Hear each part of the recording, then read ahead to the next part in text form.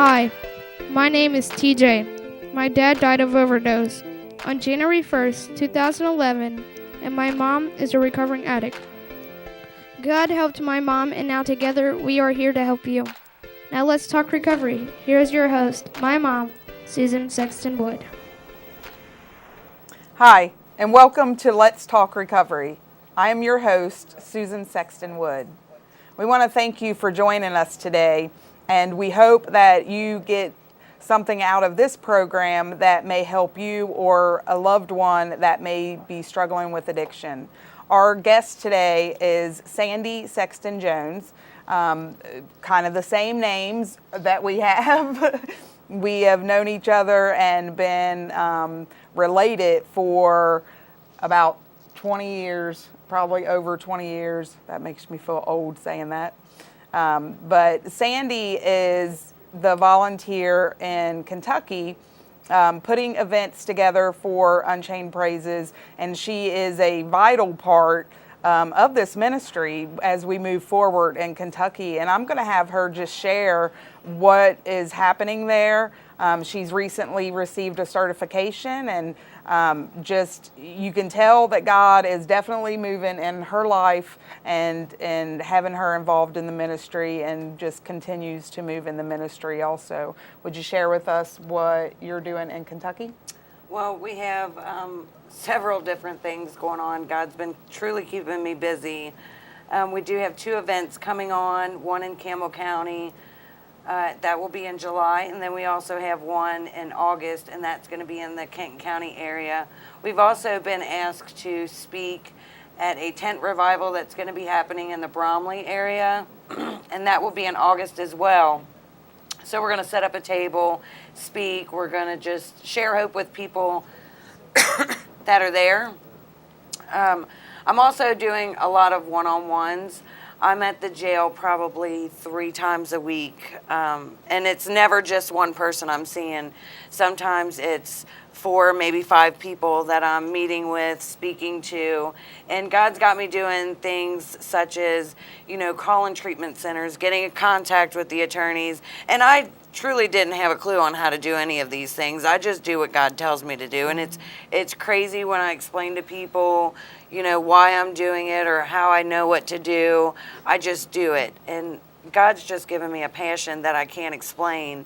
And one of the things that I was taught, and I've heard it twice, and it just kind of makes more sense to me now, is I've had parents reach out to me and say, such and such is an active addiction, can you help them? And I simply start by just texting. Whenever God tells me to, I might not do it right then, but God will put it on my heart to do it. And then I just text whatever he tells me to text. And somewhere along the line, something clicks. I'm the person that doesn't give up on them. I share with them my testimony, whatever I feel like God's telling me to share. And today these individuals are doing great. So one thing that someone shared with me is I have an anointing. Like, I can be speaking to someone about recovery, and I can't explain it, but it's like, like your pastor would say, you're filled with the Holy Spirit. Like, I'm preaching, I'm talking, and I'm preaching, and I'm explaining, and people seem to start understanding by me doing that. And sometimes I'm like, I don't even know what I said, but I'm starting to really, truly see how God's been working in my life. And since I got the certification, I've actually had 3 people approach me with jobs. 2 had to do with the certification, and I don't even second guess it. It's not about the money. When they ask me to come work for them, I don't say, how much are you paying? My first thought is, thanks, but no thanks. Because that's not why I got the certification. I got it because I want to help offer free services to people. When I quoted the price on what other people charge to do one-on-ones, it's roughly about $200 an hour. So when I first got sober, I didn't have $200. I didn't even have a medical card because I couldn't keep up with calling with the insurance company, whether it was going down to get a medical card that's from the state. I didn't do any of that. I didn't do anything but focus on getting high every single day. And that's why I want to offer free services to people. It's just truly not about the money. Now, don't get me wrong, money makes, we have to provide for our families, but God also put me in a really good job, so I don't have a problem providing. I'm tired. So, sometimes I have to pray for strength. Lord, get me through. And it's mentally exhausting because not only are we working with the addict themselves, I've had a lot of parents reach out to me, and it's mentally draining when you have a parent saying, please help my child. And just yesterday, I had a parent say, just forget it. There's nothing else I can do to help him. Just don't even worry about it. And I'm like, I'm not doing that. God put you and me and you together for a reason, and I'm not giving up on your son. Maybe I'm the vessel that's going to fight for his life because you're tired. And I understand. But I try to encourage people, don't give up on your kids. And she ended up texting me later on. She's like, I'm so grateful God put you in my life, and I'm not going to give up on him. But parents just get to the point where they don't know what to do to help. They don't know what to do to help us when we're at our bottom. And really, there's nothing they can do. I just tell them to pray for us. That's all you can do is just pray and ask God to keep us from death, to lead us in the right direction, to put people in their paths. And that seems to help a lot of parents. Another thing that today was my struggle, it's always a struggle to work my recovery while I'm helping other people. For instance, today I went to court with someone I'm advocating for, and my probation officer. I also have to go drop and make sure that I'm passing my drug screens for my probation officer, and he's usually pretty lenient with me, but today he was not. And I've learned in my recovery that I'm a very sarcastic person. Just because I believe in God doesn't mean I'm a godly person sometimes. Not that I don't want to be, but that's just what I'm used to. So it's a growing process for me too. So I kind of got smart with my PO, not realizing that I did it. And, he had to pull me in line and say, you know what, this is still the consequences of your actions, and just because you're doing these things doesn't mean that you get special privileges. So that was a struggle for me today to know that I did do all these things, and I still have to report to someone else, and I don't like someone controlling me, but I still have to be controlled. And that really bothers me, so it makes me see that I still have to constantly work on myself, and I have to learn to take constructive criticism, and I still have to work my program, although I have a passion for helping other people, because just like them, I can fall at any time. Right. We do struggle sometimes with being reminded that that was our past, and we made the choices to get us where we are, and so to take the time that we have to take for ourselves too is harder. And I think that comes with ministry work. I know that I have to put my recovery first, but I care today. Like, I remember not caring before, and I didn't really care. I didn't care about other people's well-being. And so today I do, and I do see that sometimes overriding my own recovery, and I have to slow down and stop myself and pull myself back. And so that's just something I think we learn as we continue to walk in our recovery and our walk with God. Just as Wendy and Tom on the last segment was talking about how God took 20, he's taken so long to just kind of build them up, and that's exciting for me. Just to know what God has in store for me. Like, I'm okay being a recovering addict today. Does it mean that life's perfect? No, it's not, and I know that. And but I'm excited about what's happening in Kentucky and the events that are coming up. It's to be in a new area, to bring the voice of hope to a world that is so devastated with the epidemic that's going on, and so many people dying. And the areas in Kentucky that we're heading into are big areas. Can you share what's going on with the epidemic there? With I know many people are still losing their lives, and it's just devastating to know that so many people are passing because of it. There are, and with the volunteer work that I do at the outpatient recovery center, one thing I've learned is the addicts are always a little bit smarter than the system.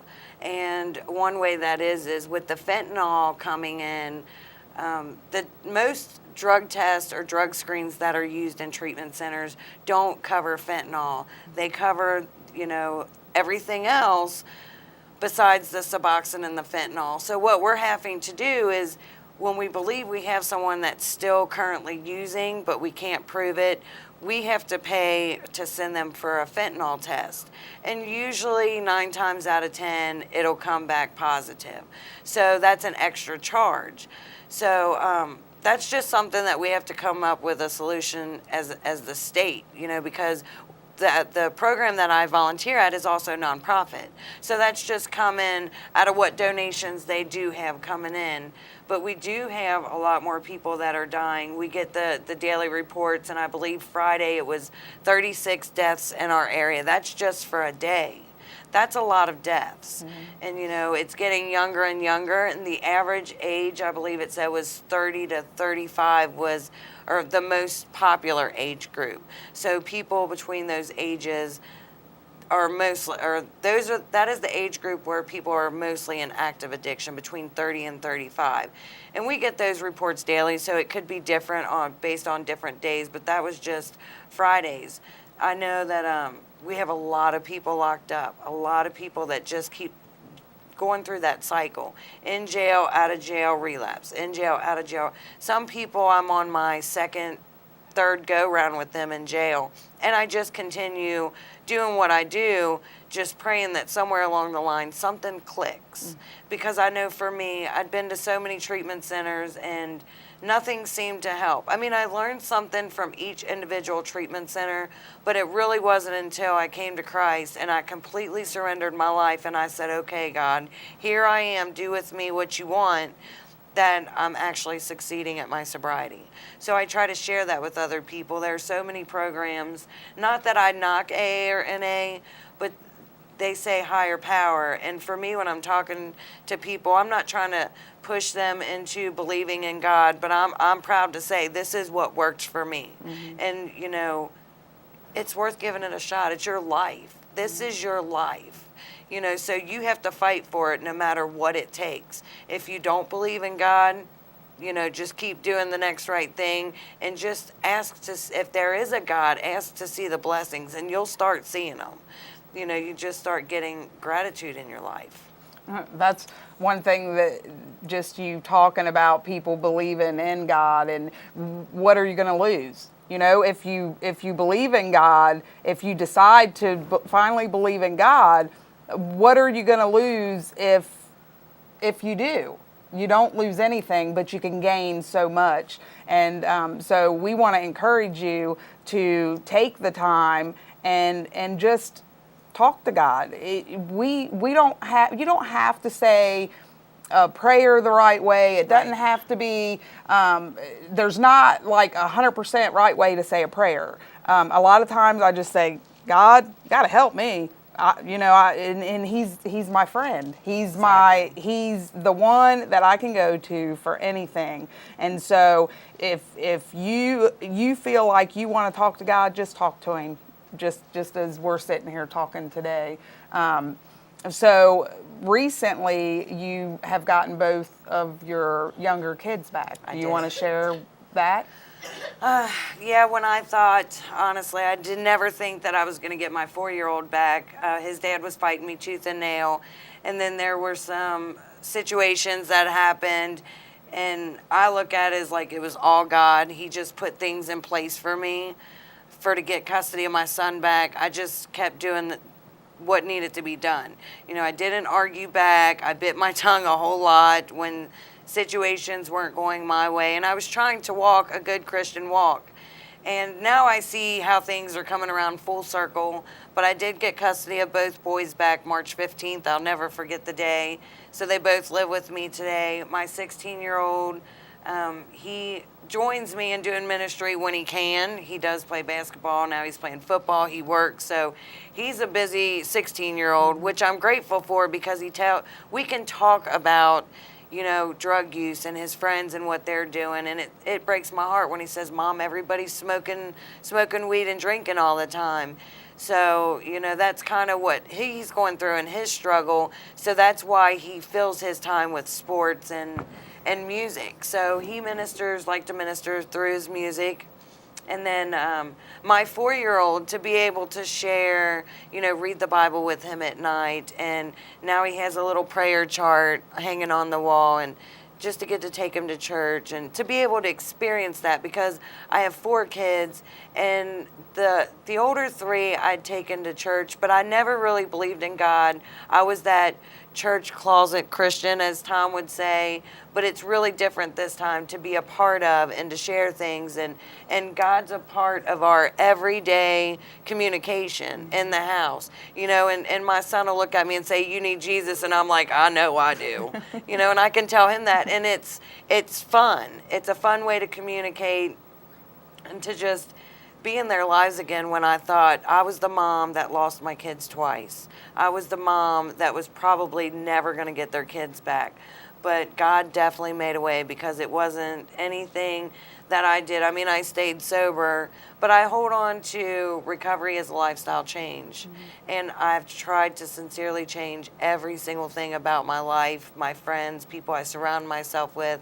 I look at everything different, because we can't just not use. We have to work on ourselves every single day and work our recovery, whether it's going to meetings, NA, AA. I've got some people I work with that go to the gym, and that's their recovery. Mm-hmm. And it's what works for them, because what works for them is not going to work for me, or might not work for me. And of course, I learned all this from talking to you, and I'm like, hey, that makes sense. So that's what I try to explain to other people, when they say, well, they tell me I have to do this, and it. I don't like to be told what to do. So what would you like to do? Right. What do you think will work for you? Let's try it. Some people fall, but they might lapse, but they don't go into full relapse. They're usually pretty quick to call and say, hey, I used, can we meet? What do I need to do differently? And I don't tell them what to do. They just they just talk. Right. They figure it out for themselves. I just write it down and say, this is your plan. So it's a completely different experience than what most people are used to doing. And that's where we have the 3 words. We're here to listen, to connect, and to motivate.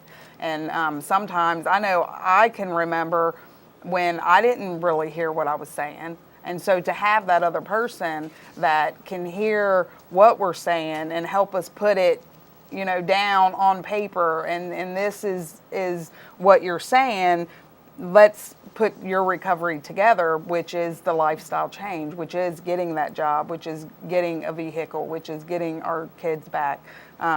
It took me 2.5 years to get my youngest son back, and really just feeling hopeless. But with God, when he comes in and we just allow him to work in our lives, just what he does is amazing. I know lately I've been struggling myself with just depression, and the devil's real. When we're doing what God wants us to do, and it takes me back to when I was in active addiction, when I was that woman that just laid around and was just constantly up in my head. And I can see the change in just these few years, because even though I still struggle with depression, I'm getting up. I'm not doing what I used to do, and that's just the amazing grace that God gives me. Even though I would like to be one of them gym goers and be crazy about exercising. But that's where our recovery is our recovery. Owning our recovery and just working daily on what can I do different. I'm not going to be what someone else is. Like, we get things from each other. With me and you, if I'm having a messed up day, I can call you and you can pull me out of it the same way I can pull you out of it.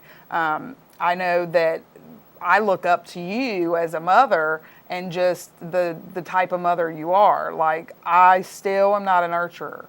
I'm a lot different than I used to be. but I'm not that like huggy, kissy kind of mom. And that's where I had to come to terms with working on myself and being okay with the mom that I am. And that helps me to know that, my recovery is my recovery. You do have two older children, and one of them just joined the military service, and he's been in quite a few months now. How does that make you feel with knowing that he made that choice to fight for his country? It makes me proud. He is a good boy. He started steering away from it when he was placed with another family while I was doing what I was doing, ripping and running.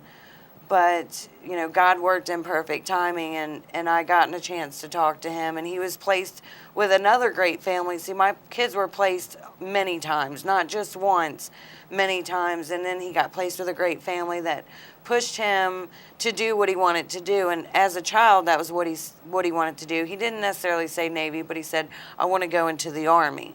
So I wanted him to chase his dreams, because I know for me, growing up in Newport, there wasn't, in my family background, we grew up where drinking was a normal thing. And I didn't want my kids to go down that same path. So I'm very proud of him and the decisions he's made. And to be able to be there now when he calls and says, Mom, I don't want to do this anymore. I just want to fail my test so I can come home. And to be able to encourage him, like, that's not a good decision. Let's figure out what's going on and why you're feeling that way, is a really good feeling.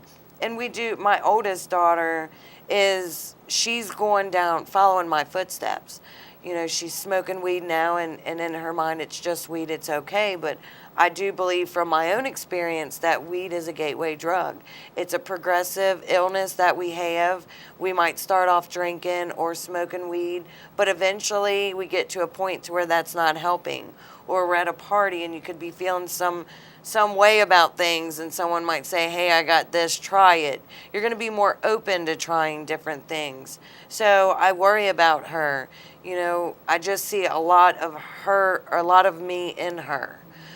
So, but to be able to encourage her, like, you don't have to live like that. And she thinks that weed is what's going to make her happy, and to be able to say, no, that's not what's going to make you happy. It's just really ironic how God's got me doing this, and then I've got my daughter that's going through it. So I can really relate to other parents when they say, I just don't know what to do, because with my own daughter, it's kind of like I throw my hands up. I don't know what to do. I'm not giving up. I'm going to keep preaching to her, and maybe someday it'll click, but maybe God will put someone in her lives to where it will click a little bit better. That's really what it takes for us to, my mom couldn't really help me. I mean, with the resentments I had against her, it's hard for us to help our own family. And that's where you said it earlier, that a mother just thanked you she praised God that you were in her life, and God will put somebody else in her path, just the same as, even with my son. We kind of go through the same thing with our past kind of is coming back and haunting us, and that's just a saying. But our kids do follow down the path that we did, and it's kind of sad to know that they could go through the same things. Like, if I think about one of my kids going to the extremes that I did and the things that I did for my drugs, it just really breaks my heart. At the same time, I know that the biggest thing I say to my kids is, I'm here when you're ready. Right. I'm here when you're ready. And if we were in active addiction, we wouldn't be able to say that. We would probably be the moms that were doing those things with them, encouraging them to do those things to feed our own addiction. Right. But that's just how addiction works, and some people don't understand that. You know, I'm the mom that said if it ever came down to my kids and my drug, I would give up my drug, but that's not what happened. I lost my kids and I kept doing the drug. The drug just, it takes over, and some people don't understand. So today I can say I'm grateful for what I've been through, because it gave me that passion, it gave me that understanding, and it helps me not judge so much today. Because, not to say I never judge, because I'm a sinner. And it happens sometimes, you know, not even realizing it, but I can catch myself and say, you know what, that could be me. We learn how to check ourselves. Exactly. And slow it down. Well, we want to thank you for just visiting us on the show today. And if you are someone that may be struggling with addiction and you just feel like you're at the end and you don't know what to do, both of us, myself and Sandy, we have been definitely at the end. And we both say that we would have rather died than to keep living that way. And maybe this is God intervening in your life. And if there's a reason that you turned on the channel and you got to hear just what we talked about in recovery, there is life. And at the beginning, recovery is hard. But today, it's a lot easier for me to be sober than it is to use. To use was a job. And so it kind of flip-flops. In recovery at the beginning, it's a lot of work because it's a lot of emotions. And we have to deal with the emotions of what we've done to our life and the way that we're feeling. It's very uncomfortable, but humbling yourself will be one of the best things that you've ever done. I know for me, humbling myself was the best thing that I've ever done, and it was the hardest, but it turned out to be the best thing that I have ever done. So if you are struggling, if you're a parent of an addict and you want someone to help you, we can talk. You can call the number on the screen. We can help you understand what enabling is, what motivating is. We can help you understand that it is not your fault. There's one thing that I say to parents a lot, and that is, it is not your fault, it is not your problem, and you can't fix us.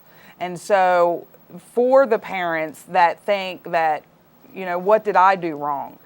What can I do? And you want to lock them in a room, that doesn't really help. And so we want to encourage you to start reaching out for your own recovery. If you're in the Kentucky area, we can make sure that you get connected with Sandy, and you know, she speaks to the parents, she speaks to the addict. She has children, I'm sure, that are in that. But we're just here to help anyone who may be struggling, because recovery is a lifestyle change. And recovery is not only for the person who struggles, but it is for the person that just doesn't know what to do with their family.